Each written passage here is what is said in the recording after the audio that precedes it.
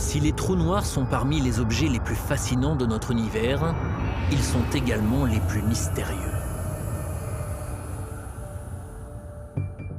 Un trou noir est une zone dans l'espace où la force de gravité est si forte que même la lumière, l'entité la plus rapide connue dans notre univers, ne peut s'en échapper. La frontière d'un trou noir s'appelle l'horizon des événements. Il s'agit d'un point de non-retour au-delà duquel nous ne pouvons pas voir. Quand quelque chose traverse l'horizon des événements, il s'effondre dans la singularité du trou noir.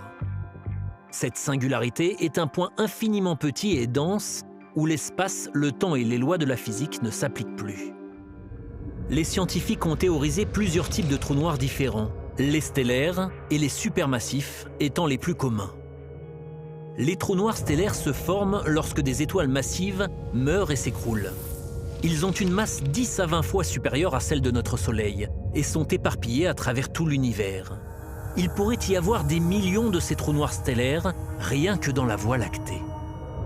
En comparaison, les trous noirs supermassifs sont des géants, mesurant des millions voire des milliards de fois la masse de notre Soleil.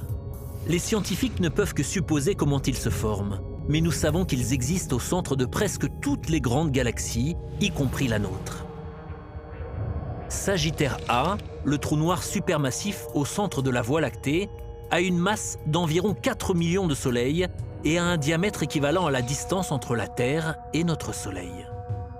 Étant donné que les trous noirs sont invisibles, le seul moyen pour les scientifiques de les détecter et de les étudier est d'observer leur effet sur la matière à proximité.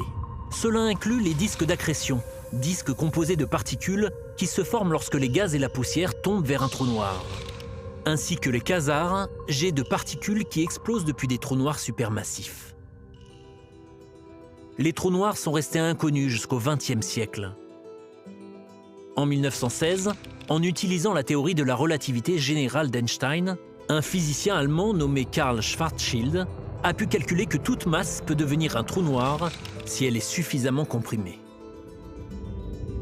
Mais ce n'est qu'en 1971 que la théorie est devenue réalité. Des astronomes qui étudiaient la constellation du Cygne ont découvert le premier trou noir.